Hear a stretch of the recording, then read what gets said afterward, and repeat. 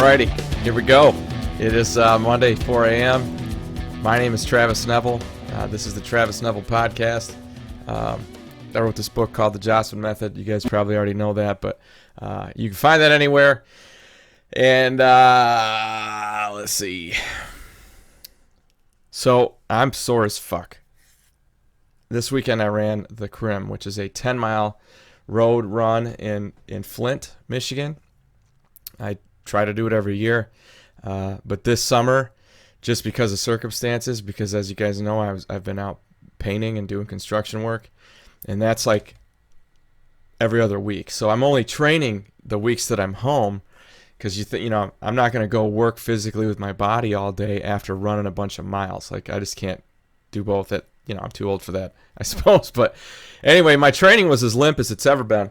But I did finish the damn thing. I'm sure it's the worst time I've ever run. I haven't checked yet. I kind of don't want to check, but my goal is just to finish it, which I did.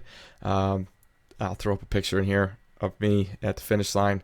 But anyway, that's what I did this weekend by way of role modeling, just showing you guys, hey, the stuff that I say I do in my book, I actually do. I do work out a lot and crap like that. Anyway, really excited about this. And it's out of order, but last week the show, I'm starting to get incredible traction on TikTok. And one of my views hit 6,000, or one of my little clips hit 6,000 views this morning, which that's the most I've ever got. I know people, these 18-year-old girls dancing around wearing a jog bra, they'll get 1 million views just for that. But 6,000 is pretty good for me. Certainly way more than I get on YouTube. Anyway, so things are moving in that direction. I think last week's show was big for that reason, because as always, I'm saying the facts, even if they're unpopular, and proposing the idea that, hey, when you look at the numbers, women actually do make more money than men. Men actually make better parents than women, if you want to divide it that way. When kids are raised just by dad, they turn out better than raised just by mom, is all I'm saying with that. You need both, the ideal situation, and that's really what I was trying to move forward with that show, was that keeping both parents together is by far the ideal situation, and people are far too eager to jump out because everyone else gets divorced. So, I can get divorced, it'll be fine. You're actually doing tremendous damage to your kids anyway. I went through all that last week, but to be able to, while I was researching that episode, have had a chance to sit down with a social worker, and a female social worker at that, was really, really cool. And I'm excited to present that conversation that I had. Her name is Stephanie. She is a social worker in Mayo, Michigan, for the county. She works for DSW. DHS, sorry. She doesn't work for the shoe warehouse. She works for Department of Health and Human Services, right? I think that's what that stands for. Anyway, social worker, professional, good at what she does, and our conversation was awesome. We were on the same page on so many things, because I'm kind of getting the information I get from doing outside research, from like reading books and doing searches and talking to people. She's actually there in the trenches, so to speak. Like, she's watching the outcomes of what our society and what media and what our culture is doing, and the changes that it's creating in our family structure. Anyway, it completely happened on accident. I was talking to Cleaver, the marketing guy from Blue Collar, and it's his wife, it's Stephanie's his wife, just comes rolling in and kind of watching us talk, and then we kind of started chatting. Cleaver had to leave. I brought her over. You can see the beginning of the conversation. She's off camera. She was just standing there watching, and her and I were shooting the shit, and the conversation went down a really important avenue, I think. And so I invited her over to sit next to me. And anyway, cool ass conversation, really sharp lady, very intelligent. We saw a lot of things the same way, and I'm excited to present it. So here you go, my conversation with Stephanie, the social worker. Hope you enjoy.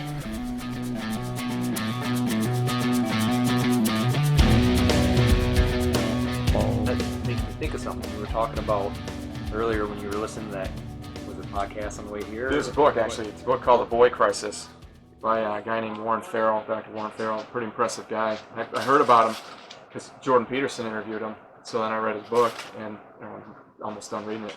Anyway. Yeah, so you're saying that children raised by their dads, as opposed to children raised by their women these days. This is forever. And this is not a racist thing, but they typically end up better. Yeah. Because I think what you're looking for is like sexist. Hey, thank you. You're welcome. Yeah. Thanks, man. Yeah. Oh. Yeah, you might be I'm interested. not surprised. I'd be very interested in that. Yeah, so Well, I don't know how up you are on what I do, but I dated a social worker for quite a while, so I'm reasonably familiar. in the last 5 or 6 years, I have seen more moms walk out on their family than dads. No kidding. It's insane. Well, I think there's a lot of factors there. I mean, I think the women's liberation movement has been awesome. I mean, all the way back, and I did a podcast on this. 1919 is when women got the right to vote. Since the beginning of equality, you'd think, and as women have started to surpass men in education, which that happened like in the 80s. Women started achieving higher. There's more women with degrees than there are without, right? That had started happening in the 80s. Now there's a huge gap. I don't know. I think that men still have this perception of themselves, and I think women do too, that our primary job is to go ahead. Are you talking about men? Yeah. What's our primary job? To work. To make money, right? We're daddy paycheck, right? And we put that pressure on ourselves as well. But women see that too. I believe it's ingrained in your soul to be providers and protectors, but I take it to another level. So. Wow. You might be on the right team after all. Yeah, I very much agree with you, and that's what the research says. That those are the two things. Even, like I looked at some research from a female anthropologist, and those are the two words she used, provider, protector, right? Anyway, that's part of it. So men think that they know that that's a thing that they can do, but they devalue, and also women devalue, a man's ability as a father.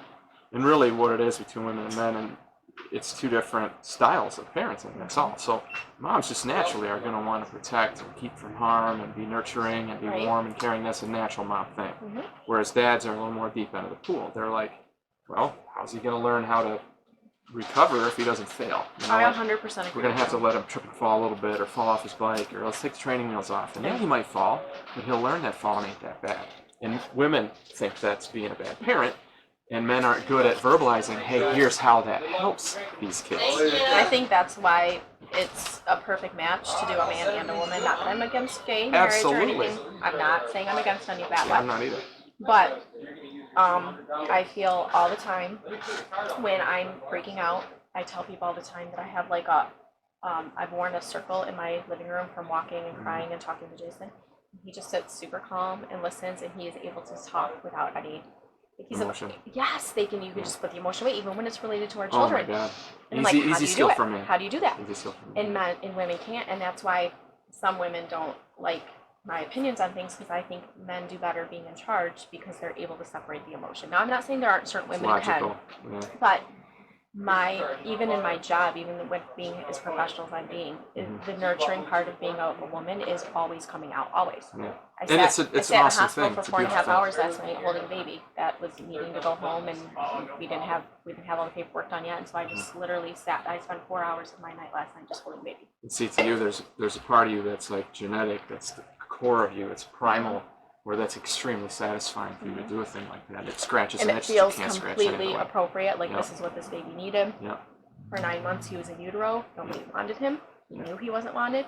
And from the minute he came out, I was itching to get somebody at that hospital to hold him and love him. And I would never understand. Like, I can't, that wouldn't come out of me. You know what I mean? I got that. Not in a bad way. No, just I have a different set of skills, and so does Cleves. For sure.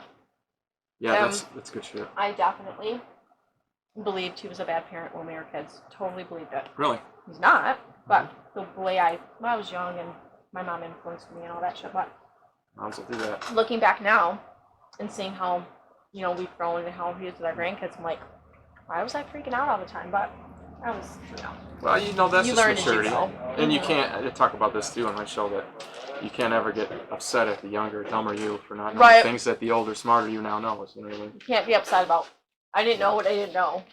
Yeah, there's this graphic that I use where it shows a dad tossing a baby, a kid in the air, not a baby, but a kid, and it's it's like this high.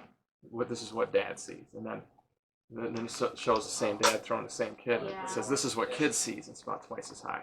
Right? The kid's so excited. Oh my gosh. And then the third one is, this is what mom sees. And the kid's like, 100 feet in the air. Yeah. I agree with you. Yeah, and that's just natural. It's just how people are. And you know, it's just a difference between men and women. And I think it's great that our society has fanned the flames and built women up and given them all these opportunities to be so successful and make such great contributions to our world and our lives and our culture. I think men are just kind of being left in the dust. It's not because of women. Sure. It just is what's going on. This guy that I'm reading, like I told you, this guy, Dr. Farrell, he talks about the warrior father. It's his kind of, what he hopes would be like the finish line for how our society works. Men have always and will always follow the praise. Okay. That'll make sense. So like when you're a kid, you're your typical guy's guy. Well, I'm going to play football because people are going to see me and pat me on the back, and girls are going to like me, and I'm going to make a bunch of money because girls will pay attention to me. I'll have this fancy car. They follow the praise. They take the route that's going to get them that praise. Men feed off that. It's fuel for us. They won't admit it. Most guys won't admit it, but that's how it goes. And until we get to a situation where being a dad carries that kind of praise with it. You know what I mean? Men won't focus on it as much as maybe they should. And you know, in our society, like we're talking about, the men seek to provide and protect. There's really nothing, there's really nothing to protect women from most of the time. I mean, you got to be capable of doing it, right? You got to be able to walking across a dark parking lot. Sure. But most of the time, you really don't have to do that. And the provide thing, well, a lot of women have good jobs. And so what's my purpose? And men without a purpose, they go one of two routes. Lethargy, fat, lazy turds, play video games, don't do shit. Or over-aggressive, depression reaction, end up being violent, sexually aggressive, and in prison, beating people. Wow, that's super interesting. These are one of the two routes you go without a purpose. And until men can see, I think the world can value men for their... Being a parent. Exactly. Being not just a parent, a dad. I agree. Because it's a different thing. And again, Cleve and I were talking about, again, this is the research that I'm reading about in this book, that, kids, they're measuring this part of chromosomes on babies, or on kids. And if you had your dad in the house with you, this thing is significantly longer, like 40% longer. Basically, it's part of your chromosome that's responsible for passing on your genetic material. Wow. Like your ability to keep your family line going is impacted significantly by having a dad in the house. And this is just a theory at this point, but you think about being a baby, yeah, you need your mom. You definitely need your mom. But without a protector in place, there's going to be a part of you genetically, even at that little baby it's going to understand, who's protecting me? Right. So maybe I'm in a situation where maybe I should not be reproducing. There's no protection. Wow. You know what I mean? Wow. That's how strong the dad thing is. And most people don't have any idea. And we do a lot of studying now in trauma. And we're doing a lot of the stuff with the DNA and how we're learning about the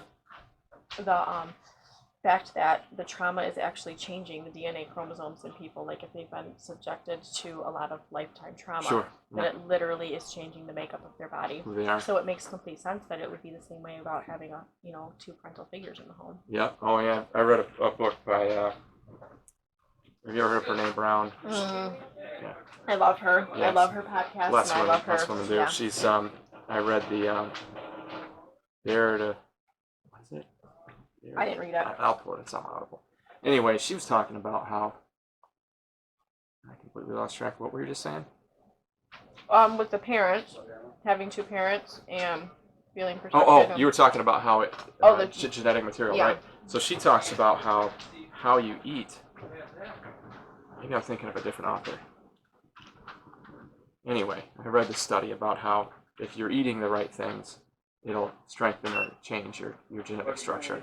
Even as a man, like the 9 months prior to conception, what you're eating strengthens your sperm to the point where it's going to create a stronger baby. No one's ever talked about that before. About how men, of course, women, what you eat when you're pregnant, obviously. We're just starting to when we do our safe journey. It's called Deep Nutrition. It's the name of the book.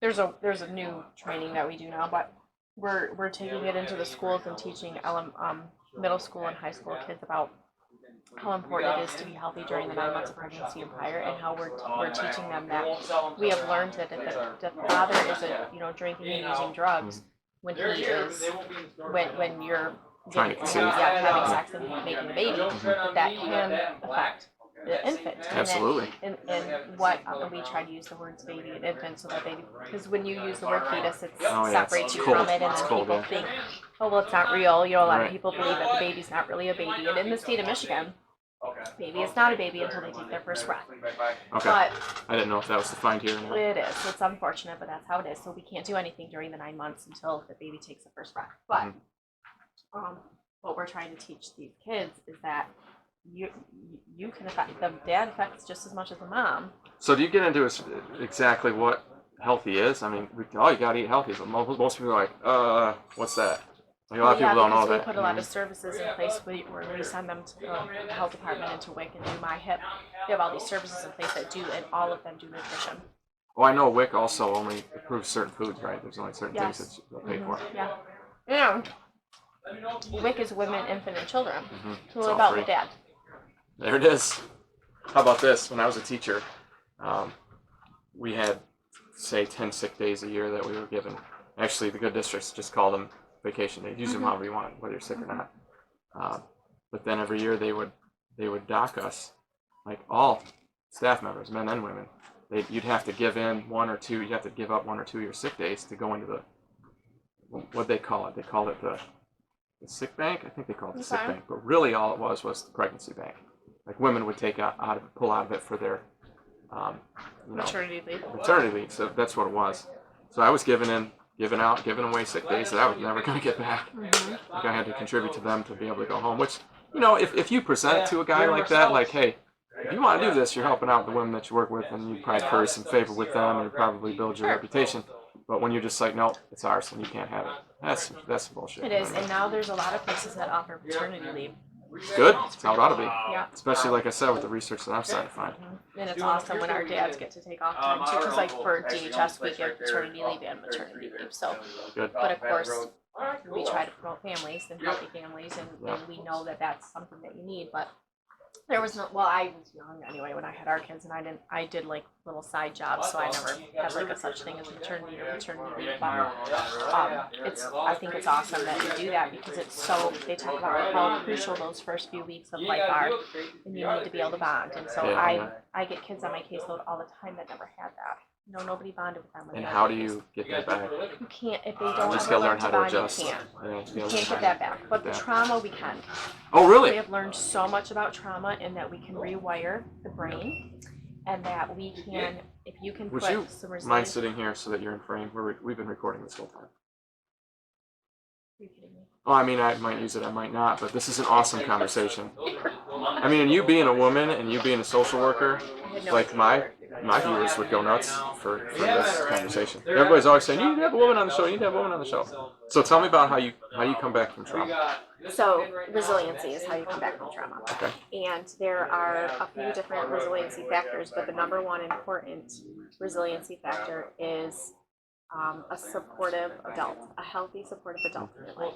So that is the number one, is making a connection with somebody who can be a guide to you, be a mentor to you, be a friend to you, somebody who can teach you and show you that there's a better way of life. So And you're not telling me that it has to be a mom. Oh gosh, no. It can be anybody. It can be a teacher, coach, or it can be okay. a coach, it can be a priest, it could be a pastor, it could be somebody at the grocery store that says hi to you every single day. It could be anybody. Any supportive, positive adult in your life is the number one way to deal with trauma. Well, it makes sense to me because, let's think about any kind of trauma. You burn yourself around the stove, you don't want to get near the stove because you associate danger with the damn stove. So that's a very simple way to put it. Would happen the same way with adults if you're a kid. Well, this adult burned me, so I'm going to stay away from him. You have to be around one who doesn't burn you, and then you relearn. Hey, okay, not all adults are bad, and actually most are pretty good. So that makes perfect sense. I mean, that's just human nature. Have you ever watched the backward bicycle video? Definitely recommend that you do. So Text that to myself. we utilize that in our trainings for Trauma 101 because you can retrain the brain. It's much easier to do when you're younger, so we're definitely, the old dogs, new tricks thing is definitely goes into play here. Yeah.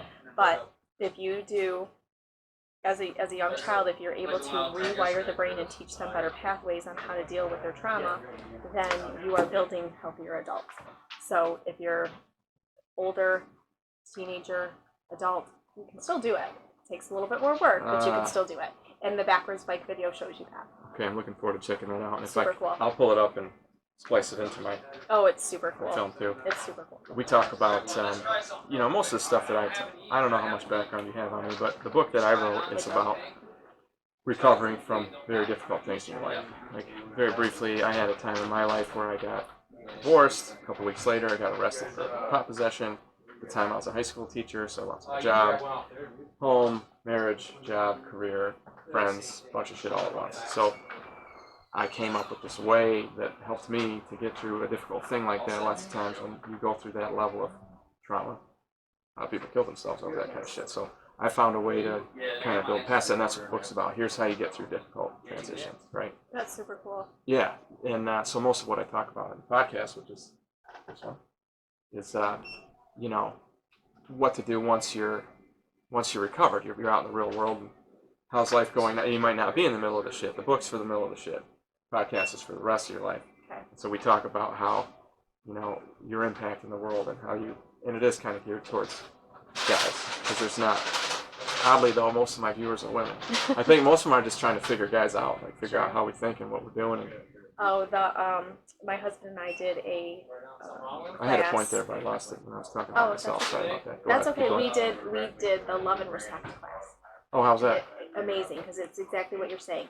It's teaching a woman how to hear what a man is saying, and teaching a man how to hear what a woman is saying, because they talk about and they use the examples of pink and blue, which we know at this point it was really just for demonstration. I don't That's think fine. that they're trying to impose colors or genders or whatever, but that a woman speaks and hears pink and a man speaks and hears blue, and then we're trying to put them together in the same home, kind of like you were talking about earlier, and how a man's thinking this way and that doesn't make it wrong, but they don't hear it and they don't say it the way that we hear it and say it. And so we did this class. My husband was against it, literally wouldn't talk to me for a week. I'm not making this up. Would not talk to me. I signed this up for this class through my church, and he's like, if we go to this class, we're going to find something wrong with us. I'm like, listen. Well, and that's a big fear that men have. We all have that same fear. We're all like, I don't want to really look at myself in the mirror, and I don't want anybody else doing it either, because I'm afraid of what I might see.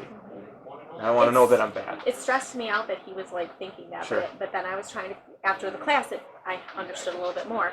Yeah. But he said, I'm not doing this. We went to the first class, and he says, wow, we can get something out of this. And I'm like, exactly, and you don't have to, we're not looking for a problem. But even when your marriage is healthy, you can always use help. I mean, marriage is the hardest job Even I've if you're ever just, had. like, you understand PD, you're a professional, so as a teacher, I used to have to do that too. We'd go in and we'd learn different methods and techniques, classroom techniques, and most of the time I'd walk away going, okay, cool, I know I'm doing it right. Because they're telling us stuff, and I'm like, all right, yep, what I'm doing lines up with that, so you feel better about it. Like you're good.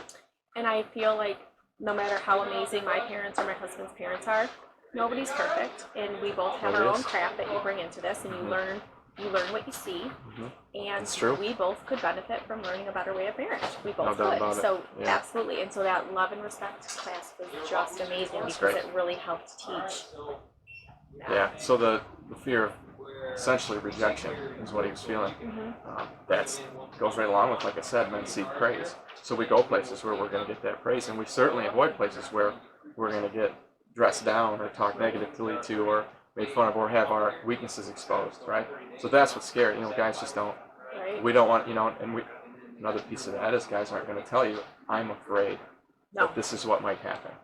We turn that into, like, for men, the only negative emotion that's manly is anger.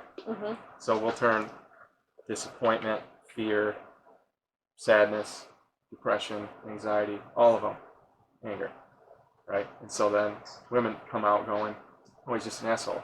You know what I mean? When that's really not what's going on. So if that class that you took, hopefully, I would guess would help a man understand, oh, that's not really what I'm feeling. That's just what I'm showing. Exactly. And what I'm feeling is actually something different. And to be able to verbalize that to your partner, I know that a woman would very much value that. Sure. If a man, you'd be like, oh man, It helps too to help understand things. Back in 2005, our youngest son start the kindergarten, and I decided to go back to college. And Jason was not supportive. I don't want to go back to college. What are you going back to college for? Do you know what the fear is underneath that? Well, I found out later. Yeah. He's like, well, then what are you going to need me for? There it is. If you can provide for yourself, then what are you going to need me for? And I didn't know that at the time. At the time, I'm like, I'm trying to do kids and trying to do school and trying to do all this by myself. Well, by the end of the first semester, he was able to use his words and explain what his worries were, and he started helping me study. And from then on, I was able to graduate with a degree and get a better job and then a career that I was able to help our family all along. And I kept telling him, I'm not doing this to leave you. But I think that's what we see so much recently in the last 10 or 12 years. More and more women are walking out on their marriages and walking out on their children. And so learning all of that helped me to see, well, this was coming from a place of fear. This was not coming from, I'm just a jerk and don't want you to better yourself. I'm not pulling you back down into the water. No, and I kept thinking, I'm just afraid you're going to leave the water and leave me here. I became a mom at a very young age, and I didn't really have an opportunity to do any of those things that you normally do at that age. And so I decided I wanted more. I didn't want to just be a mom. I wanted more to that. And I wanted to teach my daughter that there was more to life than being a mom. That was very important to me. And so I was able to It's like you said, we do what we see. So you doing it. Yes. You saying it's one thing, but her actually seeing it, and now way that's bigger what deal. and then she went on to do all of that. Right. She's actually in school getting her master's now. She's Oh, going that's above and great. beyond her Good for father her. and I, which is fantastic. That's how it should be. But she watched us both work our butts off to get to where we are, and that's all three of our children we're very blessed. They all have a very good work ethic, but teaching all of that was just, it's different, and I've learned so much since then. I wish you could go back and teach them better.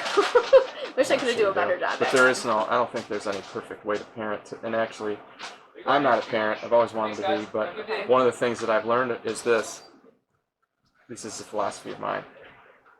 Everybody screws up their kids somehow. Yeah. Generally, it's by way of overcompensation. So, say your parents were never around because they were always working, and you had plenty of money. But you're like, well, no, I'm going to be around for my kids, so maybe you guys are poor, but you're there all the time. Which I think between the two is a better situation. But sometimes it's the opposite.